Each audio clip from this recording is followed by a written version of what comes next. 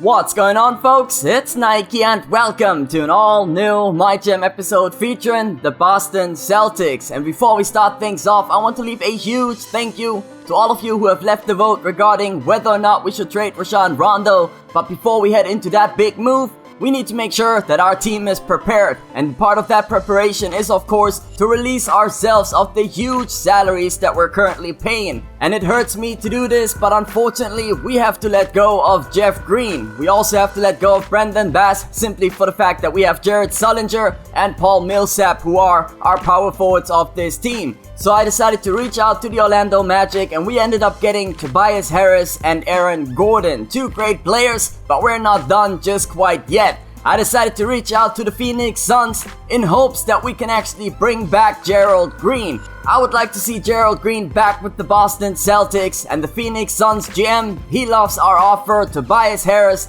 and a 2018 first round draft pick in exchange for Gerald Green. So with that being said, this team is looking better, and we ended up saving around $10 million in salary, and that should give us enough wiggle room to consider letting go of Rajon Rondo or keeping him and giving him a max contract. But with that being said, let's listen up to what Shaq and Ernie have to say about Mr. Aaron Gordon. I like what I saw out of this kid at Arizona last year, and now he's in the NBA. Aaron Gordon, 6'9", 220, kind of a tweener.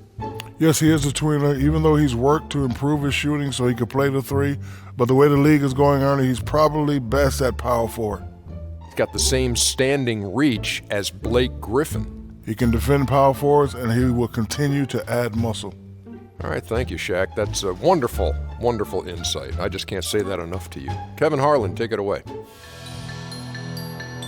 Thank you, Shaq and Ernie, but before we get into tonight's gameplay commentary, I quickly want to talk about Jeff Green and the reason why I decided to let him go. Now originally, I believe I said when I started out this series that I wanted to build this team around Rajon Rondo, Avery Bradley, and Jeff Green. Those three guys should have been the big three of the Boston Celtics, but at the end of the day, we ended up letting go of one of them. And look at Paul Millsap right there, knocking over Kevin Love, but you already know, Kevin Love redeeming himself right there, knocking over Paul Millsap. The amounts of flops in this game are too damn high. But let's go back to Jeff Green, and I'm going to try to keep it short because we got a great gameplay tonight, and I don't want to spend all gameplay talking about Jeff Green. So yes, keeping it short, Jeff Green basically didn't play the way that I was expecting him to play out there. I was expecting a small forward who can knock down a consistent three-point shot or a mid-range jump shot and who was going to be athletic in this game. But for some reason, Jeff Green seems to be very, very slow in NBA 2K15. And most of you know I like to play that run and gun style basketball. I like to run those fast breaks. I like to throw those alley-oops. And in this case, Jeff Green, he was just a tad bit too slow. So I decided to replace him with the original Green that was on the Boston Celtics, Mr. Gerald Green. But look at Dion Waiters! Look at Dion Waiters posterizing Mr. Olynyk right there. That was dirty, and he didn't do a single thing about it. Come on, man. He must have realized at that moment that he messed up because he froze on that dunk. Oh my goodness, people. I even pressed the block button. I wanted to go in for a block, but he just froze. But right there, we got Mr. Evan Turner getting that steal against LeBron James and running a beautiful fast break, almost getting caught up by LeBron James. Look at how fast this guy is. Yup. The fastest player in NBA 2K14. I did the test, people. You already know. But as you got Gerald Green knocking down a three-point shot, you can see him rocking the original Boston Celtics number that he wore when he started out in the NBA. Number 5. So back to Gerald Green once again. One pump fake, going in for a dunk.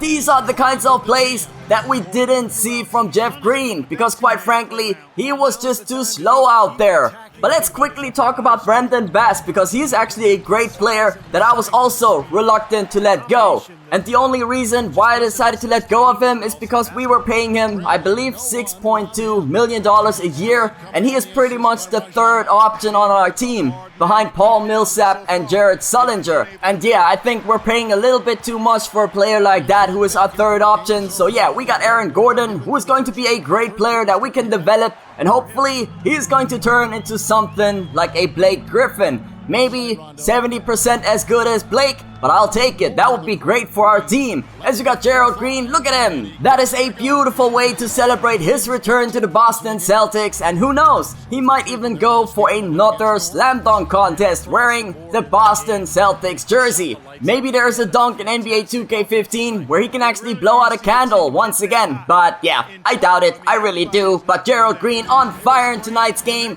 carrying this team, and for the very first time in any of my MyGM series, we are actually competing against these Cleveland Cavaliers. I haven't managed to beat this team with my Los Angeles Lakers, and even if we're going across game modes, I haven't even beaten this team in my career. These guys in Cleveland, they're so overpowered, but for the very first time, you can actually see the effect that we have out there on the court on defense. Rajon Rondo and Mr. Avery Bradley, they are locked down perimeter defenders right there. Beautiful example, Rajon Rondo with the steal, and yes, we are running that fast break again. Defense leading to offense, and of course, when we're going to our bigs, Paul Millsap and Mr. Jared Sullinger, they all do a great job at protecting the rim. So yeah, you can definitely tell that tonight's game is a team effort as we're currently up by 12 points. Marcus Smart, oh my goodness! This dude is a machine in isolation plays. That's what I'm going to tell you guys. If you need a point guard who can also be a shooting guard for your team,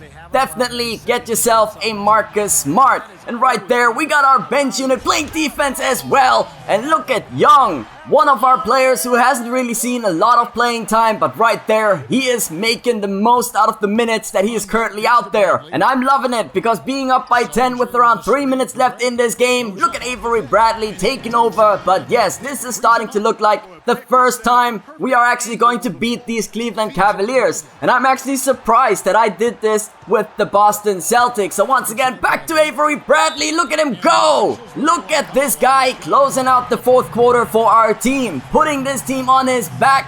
Yes, this is the kind of basketball that I want to see out there. Great defense, but also playing amazing offense when it matters the most. Once again, Avery Bradley is just a beast out there. He wanted to win this game so badly, and you could really tell with the way he was playing, not only on defense, but on offense as well. And as we got the game clock winding down, look at Paul Millsap running that fast break and not getting fouled to give us 2 more points instead of going to the free throw line. That is the kind of way you want to close out games. Yep, we ended up walking away with the win against these Cleveland Cavaliers. Unfortunately, nope, Gerald Green, he couldn't get that full court shot to go, but at the end of the day, it doesn't matter because he got a lot of other shots to go. You saw it in tonight's gameplay, a great first game for Gerald Green, but not so much for Aaron Gordon. But we're definitely going to work on that. We are definitely going to work on developing that guy to be somewhat like a Blake Griffin out there. And like I said, I'm going to be very happy if he ends up being 70% of Mr. Blake Griffin. So yeah, that is it for me and for tonight's episode. Stay classy, folks. Cheers, Nike.